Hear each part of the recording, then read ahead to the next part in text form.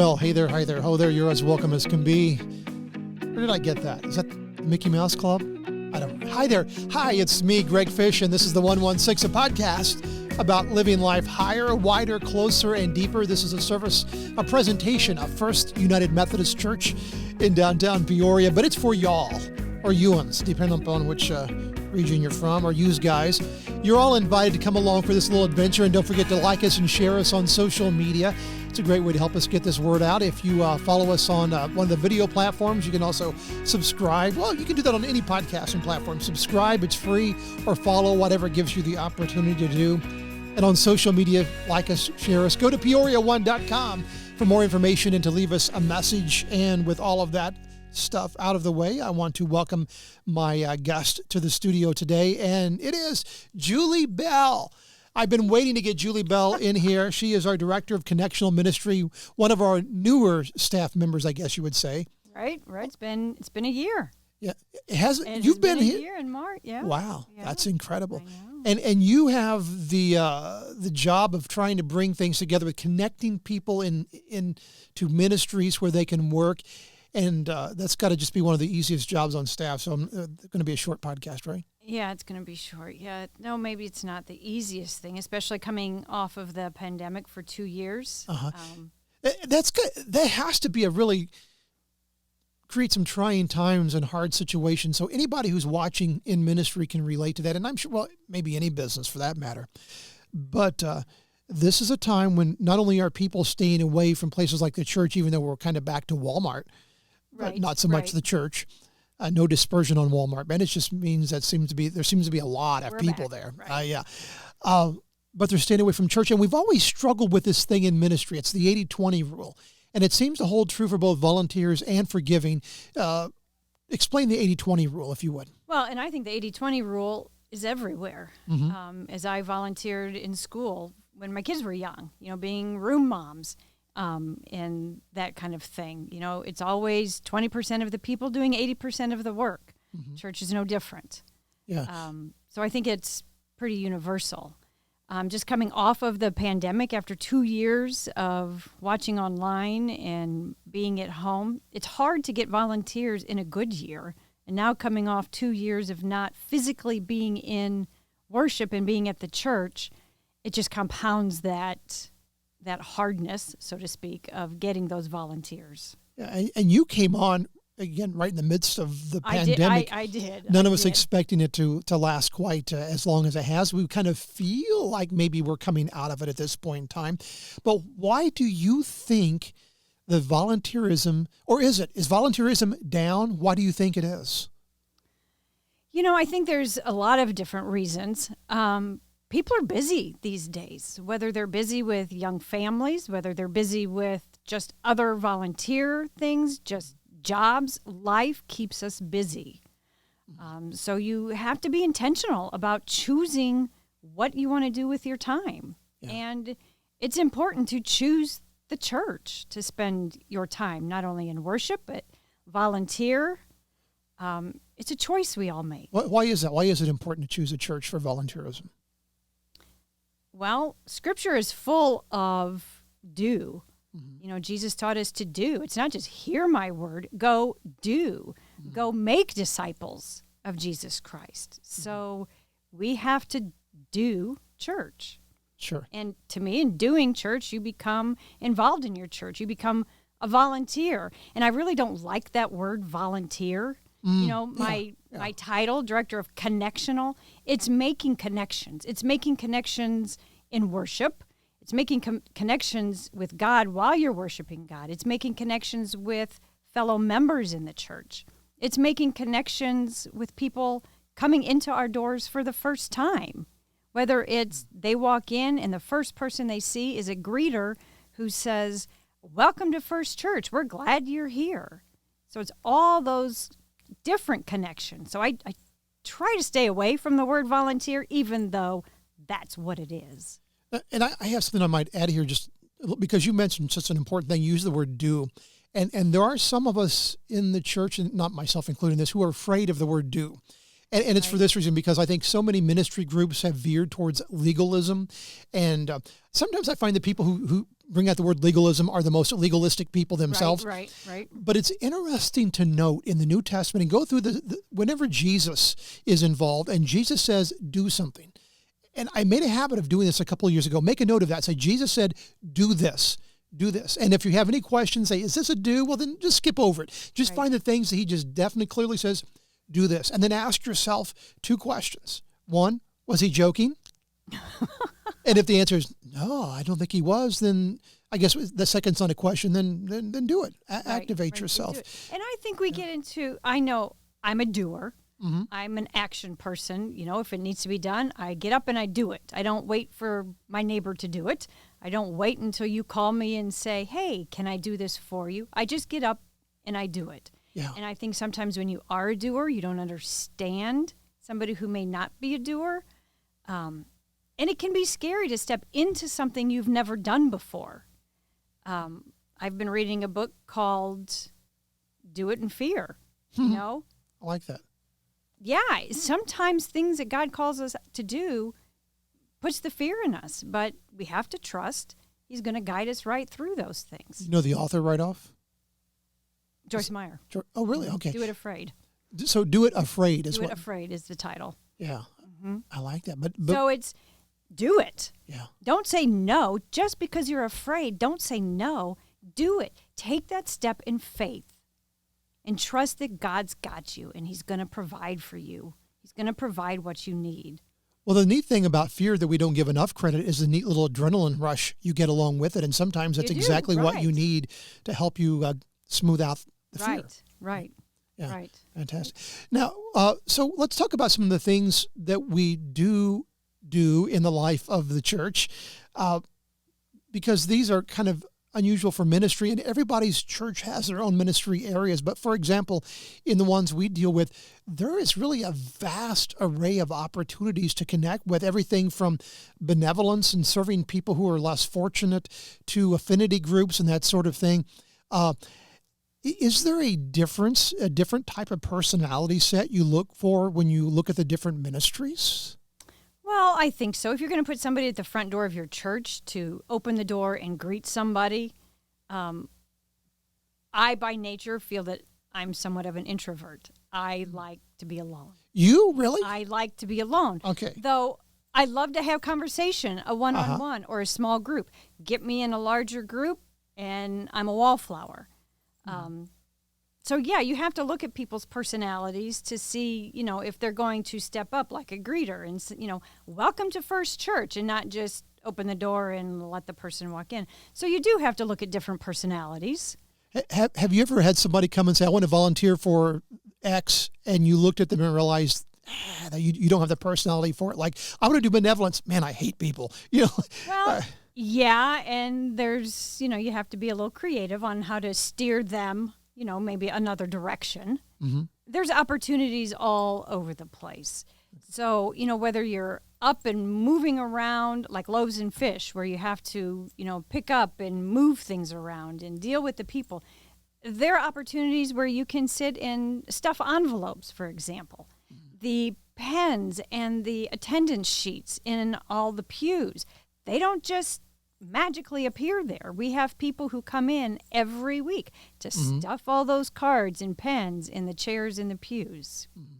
And in case anybody wonders, Loaves and Fish is our benevolence ministry, the ministries to the less fortunate around us. It has several different facets to it, but yeah. And student ministries in the area school as well. I know. Right. Lincoln School, which has been, we just got back into the school just a couple weeks ago. Mm-hmm. We've always had a program called Birthday Buddies, where people go into the classroom and they celebrate the kids' birthdays of that month. And we would take a treat, we would play a game, do a craft, read a story. And it was always fun for the whole class. And as we went in and had this little birthday party, it gave the teacher just a half an hour, 40 minutes to take a breath and know that we kind of had her class. And we haven't been able to do that. And this year I said, but we've got to still celebrate these children. We've got to make them feel special. So we came up with birthday boxes. Nice. So we take the treats And Dan Phillips, our community ministers director, he delivers the boxes, and the kids know this birthday box comes in, and the teacher sings. And so, so there are ministries that we have had, it's been a lapse in getting people and being allowed to be in this school. Mm-hmm. Oh, yeah. Well, let's kind of go there right now, because let's look at some of the obstacles to helping connect people with a ministry.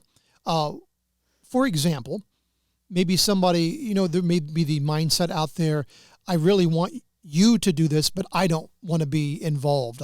And so you have to kind of find ways to overcome that. Is that a real obstacle? And are there others that you're finding towards helping people connect to the right ministry? That is a real obstacle. I want it done, but I don't want to help do it. Mm-hmm. And I confess it's a mindset I don't understand. I'm a doer. If I see something that needs to be done, I do it. And that's probably maybe to at fault too. I need to take a step back and let other people do it. It's like teaching your kids to, wanting them to take out the garbage. Well, I can't get mad when they don't do it on my time frame. Mm-hmm. And not to call any particular group out, but one thing I've noticed sometimes, I think people can get the mindset that they have nothing more to give. They're at an age where they feel like, I did my part. Right. Now somebody else needs to serve me.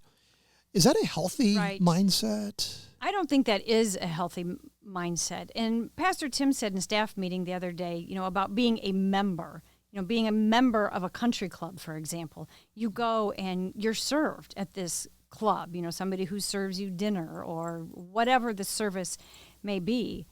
And we're all members of this church, but we're here to serve. We're here to serve God.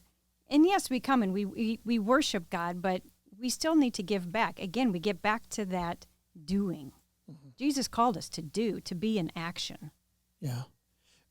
So, and I wonder if another problem, and I hate saying this one because I'm a communications guy, but communications is often an issue, because you can have a great plan and do this to communicate it and still have people say, I didn't know anything about it. What do you say to that? Well, and it's hard to get the word out of the volunteers we need. Mm-hmm. I could spend all day, every day on the phone calling individual after individual. And sometimes that works and sometimes it doesn't. So getting out what we need, what is the best way? And you've been great in helping me with the digital boards. And, we put it in the bulletin. We've got Mission First. And what that is being in mission at First Church. So we put those out. So it is hard to find the way to get to that volunteer.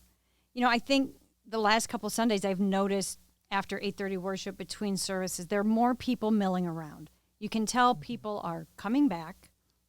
And so that's great to see, especially for me, because then I can kind of eyeball and I know, okay, people are coming back now.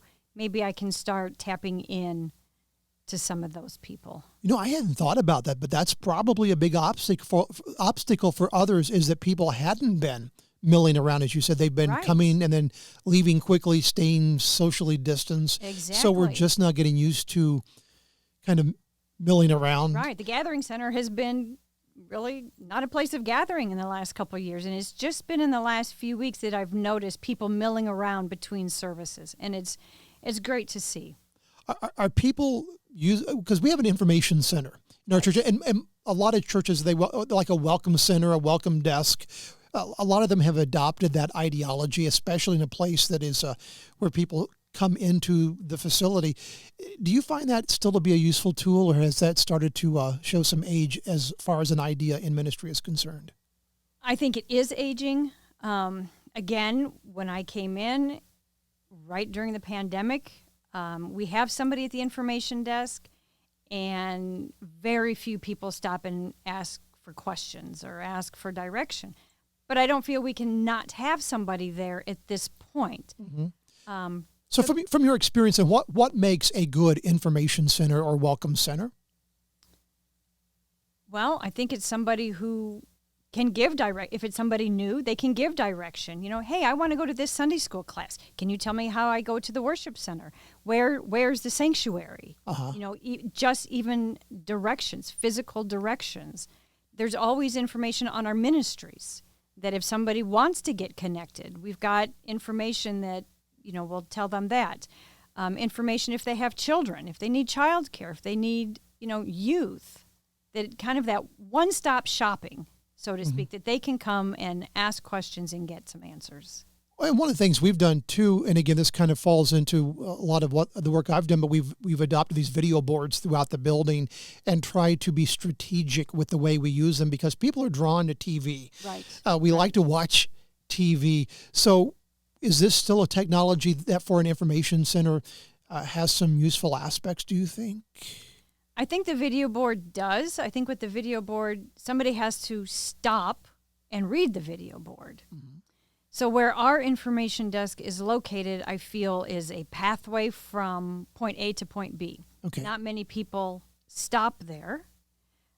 Maybe it needs to be repositioned, place someplace else where it's more welcoming. I'm not quite sure. I'm looking at that whole information desk. I've got an idea. This idea just came. Pardon me, folks. I'm going to share an idea with Julie here real quick. Why not paint the wall behind it a different color than the other wall so it stands out even more? Well, we could. I've even thought about having it in a circle in the middle of the gathering space. So you have to see it at that point. Yes, that's good. So, okay, let's get back to some practical tips now. We have somebody who's listening who really doesn't feel connected. Now, one of the things that we know in ministry work is that a lot of times we blame others. We say, well, they just don't let me in, or that ministry group is all cliques or whatever. So let's just say we have somebody who feels disconnected, but yet would agree, yeah, I feel like God is calling me to connect in some way. What is the first thing you would recommend for them to do?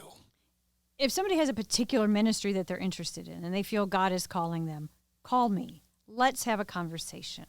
And if there are obstacles that you feel or barriers, that maybe you've tried to get into, to connect with a ministry and you have felt some barriers, come to me. Let's have a conversation. And then for those who are watching outside of our particular ministry here at this church, I'm guessing you would encourage churches to, at a time we're having trouble finding volunteers, that connectional either volunteer or staff member, if the church can afford that, is a vital thing these days. Would you say so? I mean, we're talking job security here for you, but seriously, is that something other churches should consider seriously? Having somebody to do your job, whether it's a volunteer or a paid staff position, that your job is perhaps a little bit more crucial at this particular time that we are in. Do you agree with that? I think it's very crucial to get people, especially now we're reconnecting, people. People have lived isolated, alone, for 2 years now almost. And so now just coming back, we feel like we're meeting our friends again. Mm-hmm. So, it's a slow process, and we know it's going to be a slow process. Mm-hmm. But we'll get there. We'll get there. Okay, so we get the person to the point now where they understand they can come and talk with you or hopefully connect with somebody who is in an authority or leadership position in their church. How do you help somebody find their thing? How do you connect people once, especially if you don't know them? What's your first part of the process?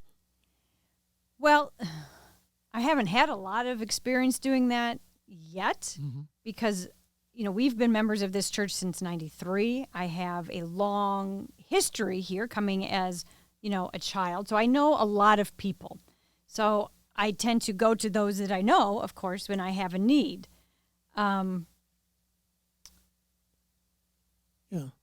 I'm not. So I'm guessing probably just a good conversation right. with them. And some churches do these personality or strength finder kinds of things. Do you think, I have mixed feelings about those. What are your thoughts about tests? I don't know. When you were graduated from college, it was called, what was it called? Color My Parachute, or I don't know, something. And it was a test. You would take it, and it would kind of give you an idea of what kind of job, you would be good in or interested in. And I know I took those. But I also had in my mind what I thought I wanted to do. So, of course, I answered those questions according to what I thought I wanted to do. So I think I skewed it, myself. So I think the same is kind of true with, we've done spiritual gift tests, or I don't know if test is the right word, to find quizzes, spiritual surveys, gifts. yeah. Survey, right. So I don't know, if we can be really brutally honest with ourselves and take those accurately. Gotcha. So let's do this then. Let's break down some of the areas where people can connect within a ministry work where we are looking for people right now, because I have a feeling that these will connect with anybody in ministry. Now, the place I want to start off with has been we've had a lot of conversation around that, and that's the area of technology, because I think people think that if I'm going to help in the technology area, that I have to be good with technology, when in case, isn't it true that sometimes it's just a matter of learning one button and following a service plan? Absolutely, absolutely. And that is the trick of my job, is communicating those areas where we need help, like AV. Because you're right, if I just say I need help in AV, there may be somebody who would say, boy, I'd love to do that, but boy, look at all this digital stuff around. I can't do this. Well, you don't have to know all that. So that's part of my job, is to try to communicate those needs in a fundamental way. I think sometimes in a technology job in a church, it's just as important that the person understands, or has an ear for music at times as well, can hear if you're going to be in like the mixing area, to be able to hear the music as well as understand the technology. And also it's a very cooperative kind of position, and that is that your job is to carry out the mission and the vision of the pastor and the worship leaders, and that can be a challenge for volunteers as well, wouldn't you say? Right. I think it can be kind of daunting. It's like, I don't want to volunteer because what if I mess it up? Mm-hmm. It's online, it's on Facebook, it's everywhere. Everybody's going to see my mess up. Mm-hmm. So, and that's why it's important for the church. And I think our crew does a really good job of this, offer adequate training. So first of all, the area of technology would be somebody who really wants to help communicate worship. Maybe you're great at technology. Maybe you're scared of it, but you don't have, technology isn't always about technology. It's really, if it's put together well, is provided in such a way that you can step in and with minimal training be able to handle things. So technology would be an area. Let's talk about another area, children's ministry. And this is where we get into a little bit more of a concern for the individual, finding the right person to put in there. But my take is that a lot of churches, including ours, are struggling at present for enough volunteers in children's ministry. That is true. And I think, too, our children are pulled in so many directions today, whether it's sports or dance or whatever. And parents, they're working and they just feel frazzled. And one more thing, to teach Sunday school on Sunday morning just about puts them over the edge. And I understand that. I was a mom of 2 young boys. Mm-hmm. But it was important to me at the time, I mean, it still would be if my boys were young, that I was involved, that it was important to me to have my kids in Vacation Bible School. So then I felt that I needed to be a part of that team making Vacation Bible School work, because it was working for my kids, not just my kids. But I felt that need. Do you think there's a generational mindset that's different, or do all of the generations struggle with this right now, volunteering children? I think there's a change. And I'm not that much older than the young moms of today. I don't feel that I'm that much older. But I think there is a change in mindset. Yeah. I don't know if overall our culture is a you do for me, maybe. Mm-hmm.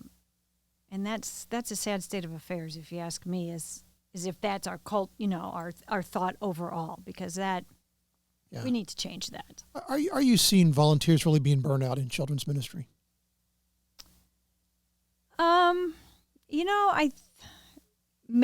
I've been disconnected from the children's ministry for quite a while. My kids are in their mid to upper 20s, so I haven't been that involved.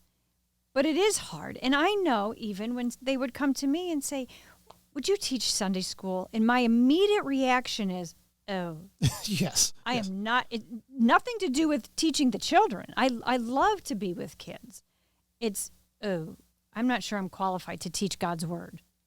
That happened to me because they asked me to teach the young teen, the middle school class when my daughter was that age, and I did not want that group at all. And it Yeah. ended up being one of the more rewarding experiences of my life as a layperson back before my ministry years. I did many years of substitute teaching, and I started grade school.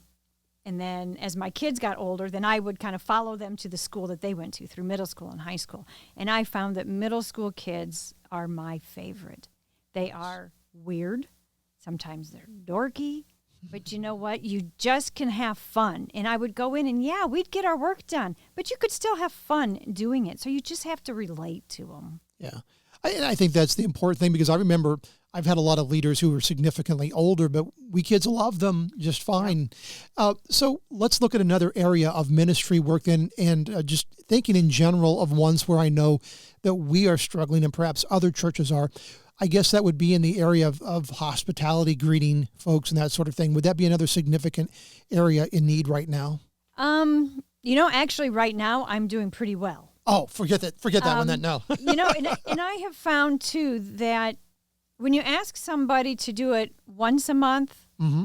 anything, any connectional or volunteer job, if you ask them to do it once or twice a month, you're going to get an easier yes than, hey, would you do this every Sunday? Good and then idea. They feel it's every Sunday for the rest of their life. You're not going to get many people to say yes to that. But if I say, hey, would you be willing to greet once a month, even twice a month? Oh, yeah, I can do that.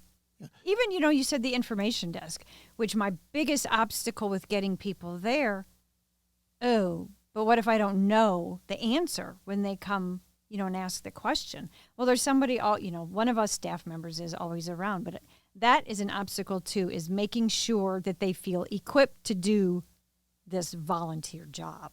Now, among the other jobs, I know that we've looked for people, and a lot of churches need people to actually lead worship, whether it's singing. Our church is one that has two very distinctively different services. So one has choir needs and that sort of thing. The other maybe more musician, along the line of musician needs. But would you say that's the other really significant, or are there any other significant areas of Well, I think the need? choir, I think they're looking for choir members. I mean, I think there's a need all the way around. I don't think if somebody said, hey, I want to come be a part of this ministry, that anybody is going to say, no, I've got enough people. Yeah. I don't think we'll ever find that. Let's take one final, and we're, almost out of time here, but I want to take one final more step with you in this thinking process. And that is about what happens when we volunteer, because there's that initial reservation. Oh, I can't do this. Right. I don't have the time. Let somebody else do it. But an interesting thing happens when you say yes and begin to do it. And that is, it seems like that whenever we step up, the Holy Spirit always meets us in that place and gives us power and gives us even though we don't do it for a reward, gives us the blessing reward that we weren't expecting. Absolutely. And I've got a perfect example. Before Lincoln School, we had Irving School, and we had Bear Buddies.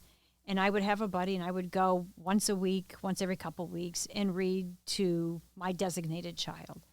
And we would read, and I would take Christmas gifts, and we would do little things. And I got to know her, and she felt that she could open up to me. And I'm telling you, every time I left that school, I felt like, wow, that was for me.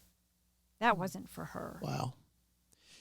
I think it's fair to say, too, and just to talk with all of you, whether you're in our particular ministry region or not, if you are going through a struggle right now, going through a hardship, especially an emotional crisis, this is actually your best time to volunteer, because there's some kind of a special blessing that comes.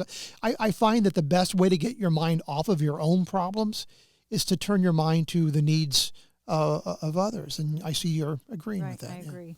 Okay. Any other thoughts or encouragements to the folks who are listening about volunteering? No, I guess, as the word says, just go and do. Or I should say getting connected. I'm still stuck on volunteering. I know, and I get stuck too, and I just don't like that word. Yeah. I don't know. I like the word connect. So let's talk first to our listeners who are connected with the First United Methodist Ministries in downtown Peoria. Julie Bell, get us connected. What do they need to do if we've been talking to them and we've spoken to them? They say, I'm ready. What's the next step? Ready. Call me. Email me. Any way you want to get connected to me, I will find a connection for you within the body of this church. That's it. And if they are outside of the church, if anybody wants to connect with you with questions from outside of our ministry, me. Yep. Call or email me. Yeah. Yep. And Anytime. you can find all that on our website at peoria1.com. That's peoria1.com. And otherwise, we want to encourage folks, please talk with your church leadership, because they're not the bad guys we often pay. Right. There are some churches out there that are stinkers. Yeah, we get it. Right. But for the most part, I think Right. people genuinely want to see people connected and involved in a healthy, forward-moving ministry. So connect. And I think people want to be connected. It's how do I get connected? And that's my job, to help get them connected. Julie Bell, thank you so very much for joining us for this Thanks, conversation today. And be sure and continue this conversation long into the future, because there's so much more we can mine out of this. But blessings to you in your ministry work, Julie. Thank you. All right. Thank you. And this has been the 116. It's a podcast about living life higher, wider, closer, and deeper. The 116 is a presentation of First United Methodist Church in downtown Peoria. Don't forget to like us and share us on social media. Follow us or subscribe on your platform. It's free, and it helps you follow all the things that we are putting out there and all the information we are putting out there. And again, peoria1.com is a great reference point for all things that we are talking about here, peoria1.com. Thank you so very much for coming along. I'm Greg Fish on behalf of the 116. It's been a pleasure to have you with us today.